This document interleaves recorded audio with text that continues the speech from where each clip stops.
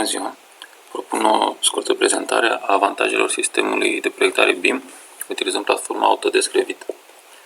Aici este pregătită o planșă de lucru în cadrul căreia vom introduce vederi pentru planuri parter, vederea tridimensională, o secțiune, o fațadă și două tabele pentru extrasele de materiale ale pereților interiori și ale pereților exteriori, care vom observa că se vor popula în același timp cu reprezentarea grafică a elementelor introduse.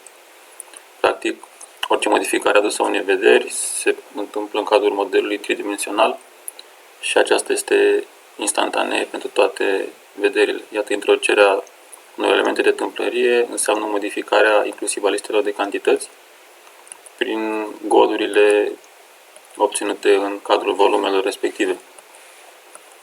Similar, orice modificare adusă unei valori, precum înălțimea unui etaj, se va reflecta în valorile din cadrul extraselor de materiale pentru toți pereții corelați cu valoarea respectivă.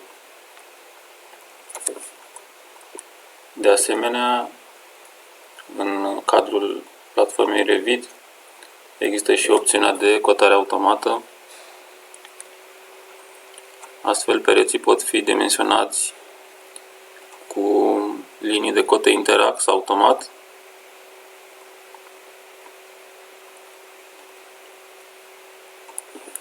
similar cu linii de cotă care să intersecteze golurile și să reprezinte în același timp și înălțimea lor.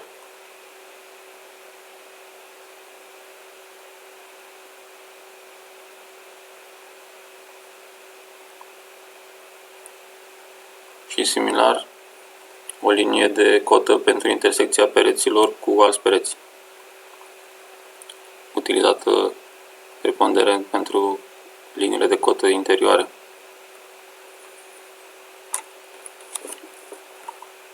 Iată astfel câteva dintre avantajele platformei Autodesk Revit în sistem de operare BIM, iar pentru cei interesați de cursul de instruire, vă invităm să accesați pagina construită în acest sens sau să trimiteți întrebări pentru informații suplimentare la adresa de e-mail prezentată.